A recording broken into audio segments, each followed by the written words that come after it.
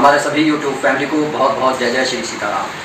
हमारे जीवन में सबसे बड़ी परेशानी ये होती है कि जो हम सोचते हैं कई बार वो पूरा नहीं हो पाता।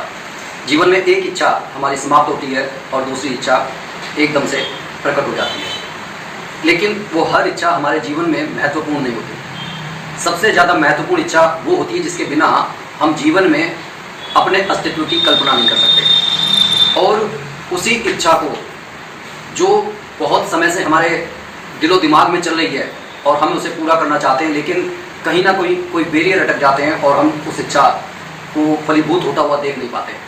कई बार हम कुछ बनना चाहते हैं और हमारे मन में ये बात होती है कि भाई अगर हम ऐसा बन जाएंगे हमारे माँ बाप प्रसन्न होंगे, हमारे नाते रिश्तेदारों में हमारा मान सम्मान होगा।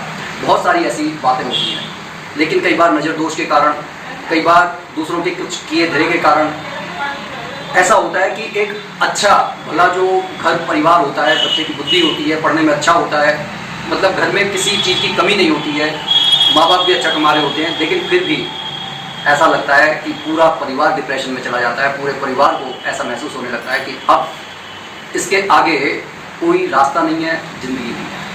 अगर ऐसी सिचुएशन में आप आ जाते हैं तो सावन के महीने में आपको ये जो एक दिन मिलता है ना एकादशी का, ये अति महत्वपूर्ण दिन है।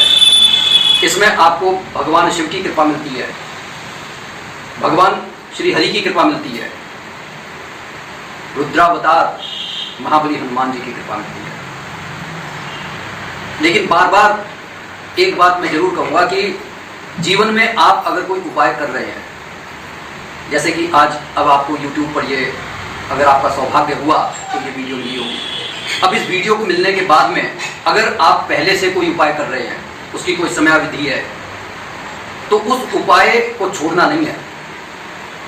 ये तो एक दिन का उपाय है जो मैं बता रहा हूँ, लेकिन उस उपाय को छोड़ना नहीं है। आपको अपनी रोज की पूजा को छोड़ना नहीं है।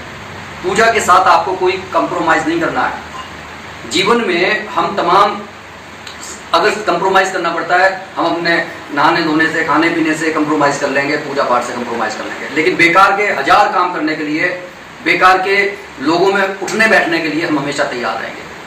तो कहने का ये अर्थ है कि अगर आप पहले से कोई उपाय कर रहे हैं तो उसको ना छोड़ें।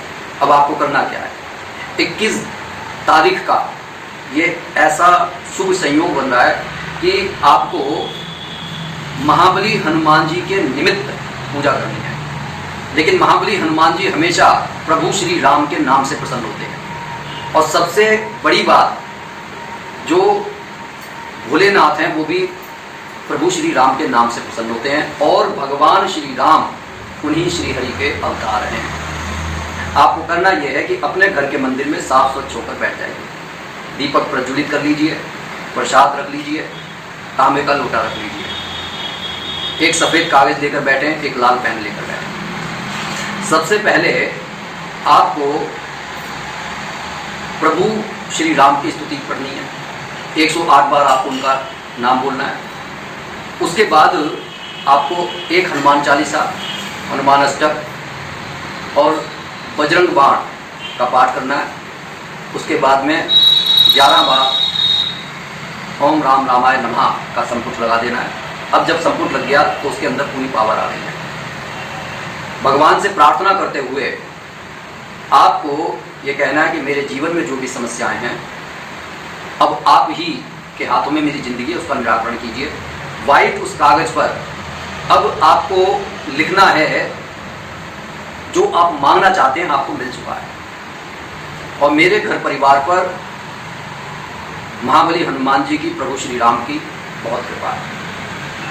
इस तरीके से आप जो लिखना चाहते हैं, लेकिन लिखना इस तरीके से है कि वो सब कुछ आपको प्राप्त हो चुका है। कई बार हमारे जीवन में देखिए सबसे बड़ी परेशानी क्या है कि आपके दोनों हाथ भरे हुए हैं, तीसरी चीज आपको दिखाई दे रही है। उस तीसरी चीज को आप पकड़ना चाहते हैं, लेकिन जो हाथ का जो चीज है उसको छोड़ना पड़ेगा। मेरा कहने का तात्पर्य सिर्फ इतना है कि देखिए, मन को विकारों से हटाइए।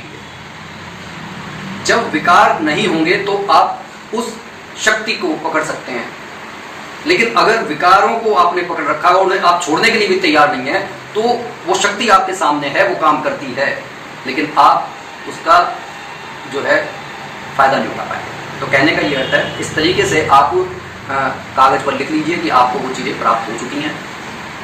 मेरे घर परिवार में कोई रोगी व्यक्ति है, उसका रोग दूर हो गया है आपकी कृपा से, और अब आप साक्षात मेरे सामने हैं, मेरे घर के कवच बनकर खड़े हुए हैं।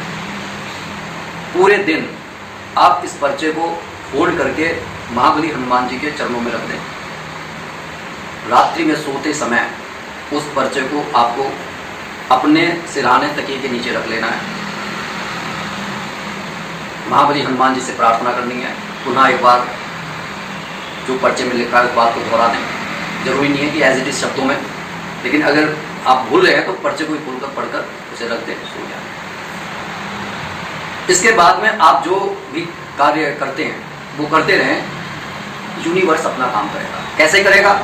जिस तरीके से एक किसान अपने बीज को बोने के बाद में रोज उसे खोद खोद कर नहीं देखता, लेकिन वो बीज जमीन के अंदर काम कर रहा होता है। बस आपको आस्था और विश्वास के जो सूरज की रोशनी, पानी, खाद सब देना है।